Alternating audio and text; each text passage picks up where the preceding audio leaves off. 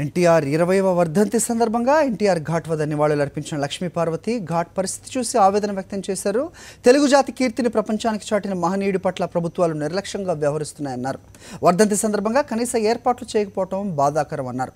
రాజకీయంగా ఎంతో మందికి జీవితాన్నిచ్చి ప్రజల సంక్షేమం కోసం కృషి చేయాలని ఎన్టీఆర్కు తగిన గౌరవం ఇవ్వాలని కోరారు.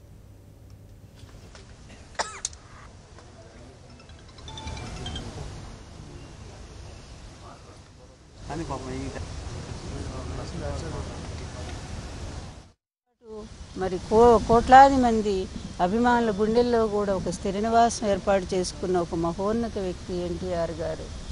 ఆయన ఆశయాలు కొనసాగుతాయి అనేది నమ్మకం నాకు కనపడలేదు. ఎందుకంటే ఈరోజు ఘాట్ పరిస్థితి చూస్తే నాకు చాలా బాధగా అనిపిస్తూ ఉంది. ఎంత అలంకరణ చేసేవాళ్ళు ప్రతి సంవత్సరము, కానీ చూస్తే ఊరికే పూలు అట్లా చల్లినట్టు ఉంది. దానికి సరైనటువంటి అలంకరణ కూడా లేదు. బయట కూడా ఎన్నో ఉండే ఎన్టీఆర్ గారి ఫోటోలు. పాపం రాజేశ్వరరావు ఉన్నప్పుడు చాలా బాగా చేసేవారు. ఆయన లేని లోటు కూడా మాకు ఇప్పుడు తెలుస్తూ ఉంది.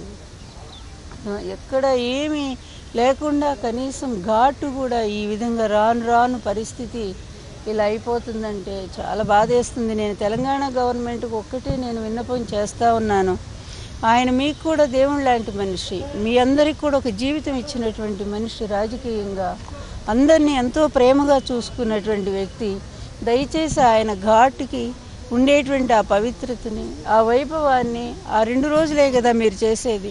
ఎన్టీఆర్ గారి వర్ధంతి రోజు, ఎన్టీఆర్ గారి జయంతి రోజు, ఈ 2 రోజుల కార్యక్రమాన్ని కొంచెం బాగా జరిపించమని నేను, అలాగే ఉమ్మడి రాష్ట్రం చంద్రబాబు నాయుడు గారు అదే పార్టీని తీసుకుని ఆయన ముఖ్యమంత్రిగా అక్కడ ఉన్నారు.